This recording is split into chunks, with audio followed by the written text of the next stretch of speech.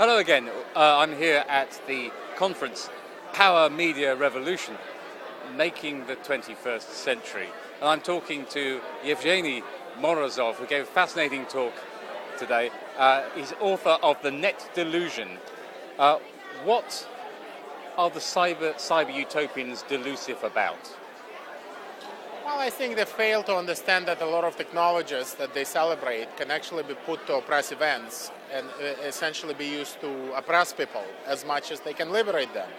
They also fail to understand that a lot of the current excitement about the liberating potential of the internet is not new at all. Similar waves of excitement took over mankind about the telegraph and the steam engine and the printing press and all others. Very often those hopes did not come to pass, but often they also distracted policymakers and citizens from trying to articulate a future where those projects can actually be realized, right? Many of these technologies can be liberating, many of them can help to democratize the world, but it will take a lot of effort. And I think cyber utopianism, which often borders on techno-determinism, it kind of thinks and assumes that things will function automatically, that maybe we don't have to put the extra effort, we don't have to understand it in very fine detail, we can just talk all this talk about the internet changing everything, and it will continue forever. Well, it wouldn't. We'll have to put a lot of effort to preserve this potential. Yes, I remember a nice tweet over the Tunisian revolution where someone said, I can't understand how the Tunisians overthrew their government without me changing my Twitter avatar or signing an e-petition. It was kind of nice. But let's focus on the issue of security, people's security. That's impossible to regulate on the internet, isn't it? Isn't that a fruitless project? I don't know. Why do you think it's fruitless? Because the powerful will gain the information about you anyway, and a lot of the time, because I work in activist circles, and a lot of the time the security concerns are directed at us as media makers, for instance. Yes. So you're trying to be secure in relation to your friends, but the police who need to know will know anyway.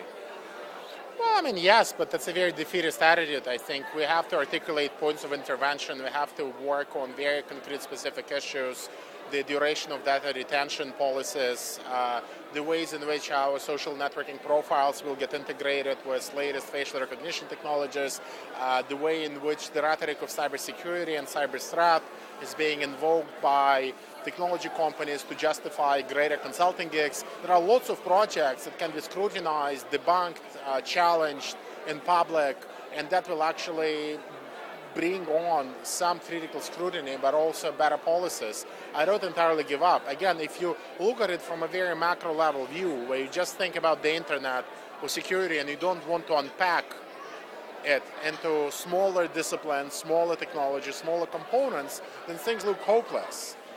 If you start disaggregating it into smaller chunks, whether it's privacy and social networking sites, whether it's the right to be forgotten, whether it's facial recognition technologies, I think there are points of intervention and there are actors and allies to be mobilized. I mean, there is no man out there, the man with a capital M, that's, the corporation or the government that's out there to get us. There are different alliances that can be exploited by activists to deliver the agenda that they're campaigning on.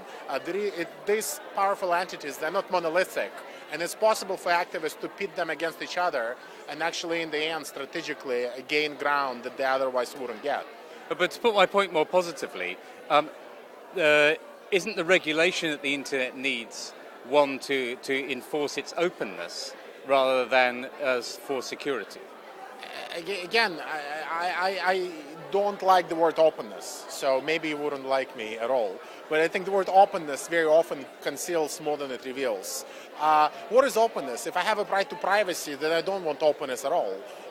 If I want my privacy to be defended, I actually want security. I want my data to be secure. So this Manichaean kind of, theorizing where we put openness on the one side and then security on the other, I just refuse to accept it altogether, because that presumes that there is this internet out there and that prizes openness, and that somehow doesn't like security. And, for me, human rights of people come first. And this is my starting point. I want people who can be secure, then their data will not be shared with others. And if it requires modifying the internet in one way or another, let's go for it. I'm all for it.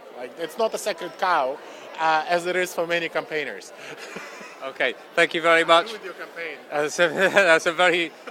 That's some very challenging words from Evgeny Morozov. His book, The Net Delusion, is out now. Please read it. This is Richard Herring for Vision on TV.